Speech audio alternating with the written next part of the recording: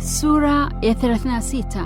Mapambano yaliyo karibu sana. Tangu mwanzo wa mapambano huko mbinguni, limekuwepo azimio la Shetani kuharibu sheria ya Mungu ama kuiondoa sheria yote nzima au kukataa kutambua sehemu moja ya sheria. Matokeo ni yale yale. Mtu avunjaye sehemu moja ya sheria hudhihirisha nia yake ya kuvunja sheria nzima, maana mvuto wake na kielelezo chake huelekea upande wa kuasi.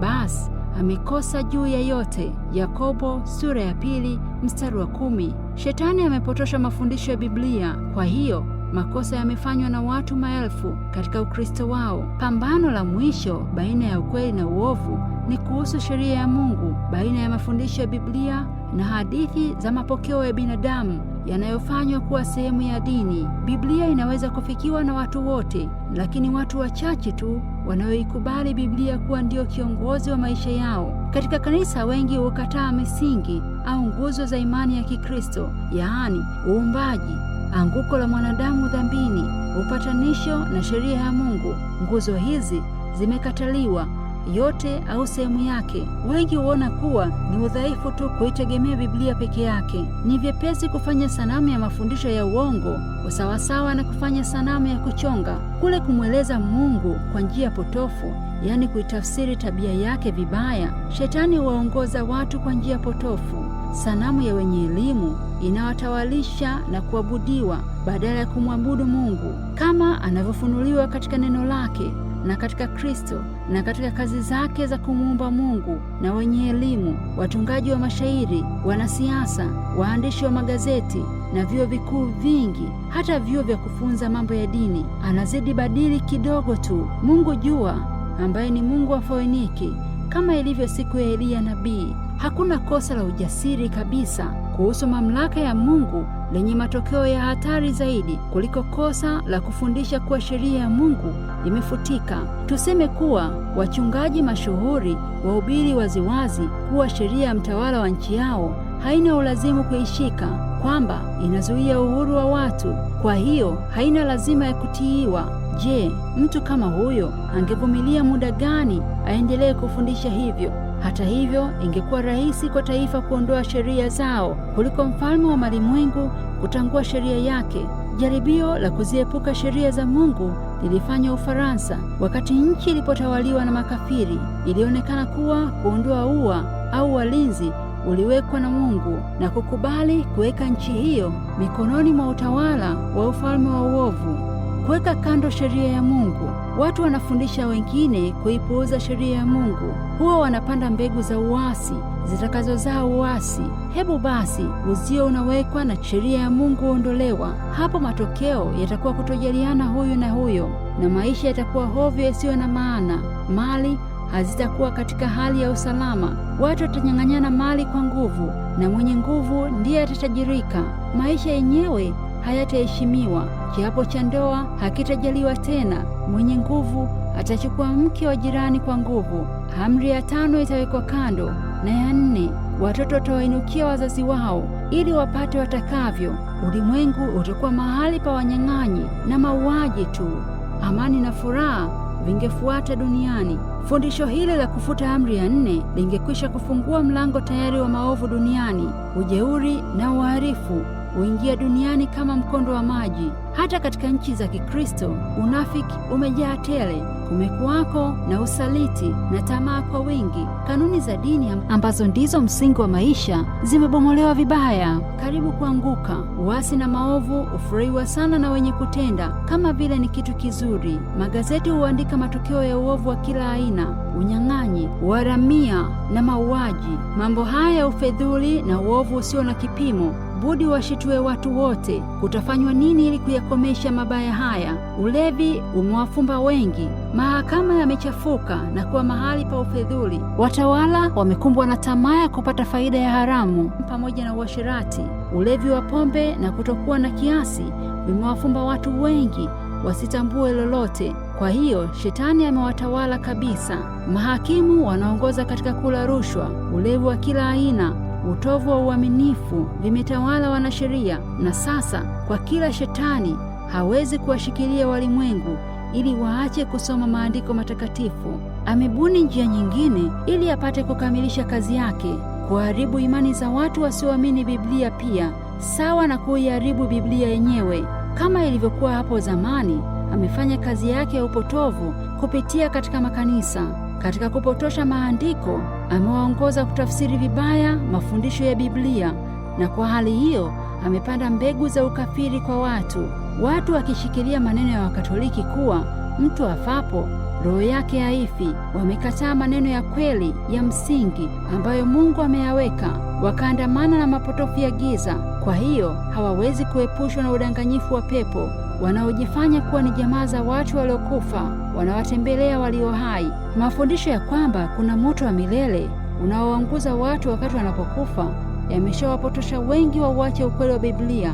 Kwa amri ya 4 inavyohimiza, inaonekana kuwa utunzaji wa sabato ya siku ya 7 unalazimishwa, na kwa kuwa hawapendi kufanya hivyo, walimu wanaopendwa na watu wake wanatupilia mbali sheria ya Mungu pamoja na sabato. Kwa kadri msisitizo wa sabato ulivyoenea, kuikataa sabato pia kutaenea ulimwenguni.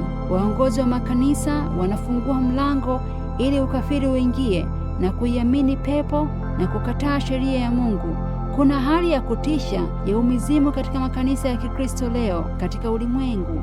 Hata hivyo, watu wanaojidai kuwa kule kushika Jumapili kutaleta uheri katika jamii ni kusudi la Shetani kuchanganya ukweli na uongo, halafu kuwafanya watu wajione kuwa wanaridhika na hali hiyo. Wanaosisitiza ushikaji wa Jumapili wanaweza kutangaza matengenezo watu wayatakayo, wakiunganisha na ukweli wa Biblia ambao huwa kinyume cha sheria ya Mungu. Watumishi wa Mungu hawawezi kujiunga na watu wa jinsi hii. Hakuna kitu kinachotosheleza kutoa sheria ya Mungu na kuweka kitu kingine ambacho ni cha mwanadamu.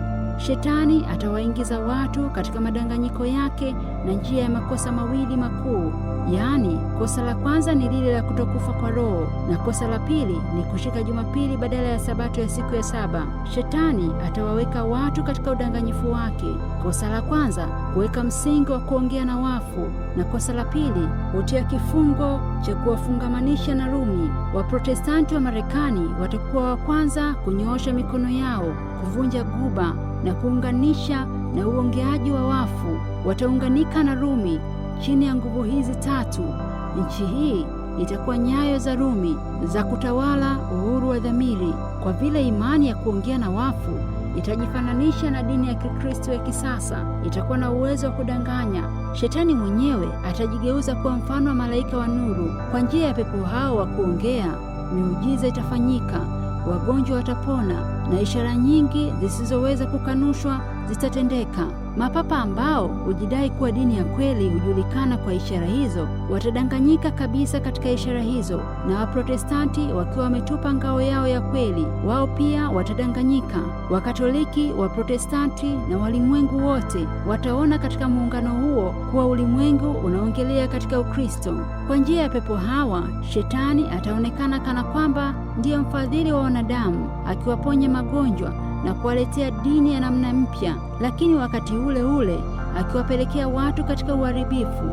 Ulevi huharibu uwezo wa kufikiri, kupenda anasa na uasherati, ugonjwa na kumwaga damu ndiyo matokeo yake. Vita husisimua tamaa mbaya ya rohoni na kuingiza hali hiyo mpaka ndani kwenye damu. Ni kusudi la Shetani kuwachochea mataifa wapigane ili kuwazuia wasijiandae kusimama mbele za Mungu. Shetani amejifunza siri ya vitu vya asili, naye anaweza kutumia vitu vya asili ili kuleta madhara kwa kadiri ile ambayo Mungu haruhusivyo. Mungu ndiye huzuia madhara yanayoweza kuletwa na Shetani kwa viumbe vyake, lakini Wakristo wameidharau sheria yake, naye atafanya kama alivyosema, yaani ataondoa ulinzi wake kwao na kuacha watupu bila kinga. Shetani huwashika wale ambao Mungu ameondolea ulinzi wake, atawafanikisha wengine na wengine kuwapa tabu ili wapate kumlaumu Mungu kuwa ndiye anasababisha tabu yao. Hayo yote huyaleta ili kuendeleza kazi yake ya udanganyifu. Wakati Shetani anapojidai kuwa ni mfadhili wa watu,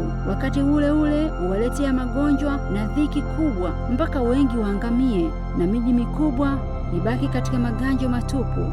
Ajali zinazotokea katika bahari na nchi kavu, ajali zinazotokea katika bahari na nchi kavu, katika milipuko ya moto, katika tufani na dhoruba, katika matetemeko ya nchi na katika kuamka kwa mawingu na mafuriko makubwa na mambo mengi ya kutisha yanayoangamiza maisha ya watu, Shetani hutumia uwezo wake ajionyeshe alivyo. Hugharikisha mavuno shambani ili kusababisha njaa, hukoroga hewa na kuwa hatari iwezavyo kuangamiza watu maelfu. Kisha mwovu mkuu huyo huwasingizia watu wanaoshika amri za Mungu kwa ndio wanaosababisha maafa hayo yote. Pia husema kwamba kwa sababu watu wamemkosea Mungu kwa kutoshika siku ya Jumapili, ndiyo sababu ya kutokea mambo haya, nayo hayatakoma mpaka siku ya Jumapili itakapoheshimiwa na kushikwa barabara. Wale wanaohisi siku ya Jumapili huzuia baraka za Mungu. Kwa hiyo mashitaka walioshtakiwa watu wa Mungu zamani yatarudi tena. Wakati Ahabu alipomwonya Eliya, Ahabu alimwambia, wewe ndiye ulitaabisha Israeli. Wafalme 1:18 mstari wa 17 na wa 18. Uwezo wa kutenda miujiza utawavutia watu kuelekeza katika wale wanaomtii Mungu kuliko jumuiya. Roho wataambiwa kuwa wametumwa na Mungu ili kuhakikishia kuwa wale wanaopinga utunzaji wa Jumapili wanafanya makosa. Watauombolezea uovu ulio ulimwenguni na ushuhuda wa pili wa walimu wa dini walivyohafifisha hali ya kiroho kwa kutokuheshimu Jumapili. Chini ya uongozi wa Rumi, wale walioteseka kwa ajili ya Injili walishutumiwa kama watenda maovu, walihesabiwa kama jamaa ya Shetani. Hivyo ndivyo itakavyokuwa sasa. Shetani atawaletea mateso wale wanaoshika sheria ya Mungu ili washitakiwe kuwa ndio wanaosababisha maafa duniani. Atajitahidi kuwatisha kwa njia ya hofu, akiwachochea watu pamoja na serikali wapigane na sheria ya Mungu. Wale wanaoheshimu Sabato ya Biblia watashutumiwa kuwa na maadui wa nchi, wavunja sheria ya jamii, ni watu wakorofi wasio na utaratibu, nao ndio wanaosababisha maafa haya yote. Watashtakiwa kama wahaini walio kinyume cha serikali. Wachungaji wanaovunja sheria ya Mungu hujipendekeza kana kwamba ni wapenzi wa serikali. Katika majumba ya kutunga sheria na katika mahakama, watunza amri za Mungu watashutumiwa. Watatajwa vibaya kila mahali na kupakwa matope katika mambo yao yote kwa uongo. Wakuu wa kanisa na waongozi wa serikali watashirikiana walazimisha watu wote kushika Jumapili, hata watu wa Marekani ambao ni nchi huru. Watu watajitolea kufuata mkumbo wa wengi na kulazimisha watu kushika Jumapili. Uhuru wa dhamiri ambao umegharimu gharama kuu hautahesabiwa wala kujaliwa. Wakati wa mapambano yajayo karibuni, tutaona maneno ya nabii yasemayo, joka akamkasirikia yule mwanamke, akaenda zake afanye vita juu ya wazao wake waliosalia, wazishikao amri za Mungu na kuwa ushuhuda wa Yesu. Ufunuo sura ya 12 mstari wa 17.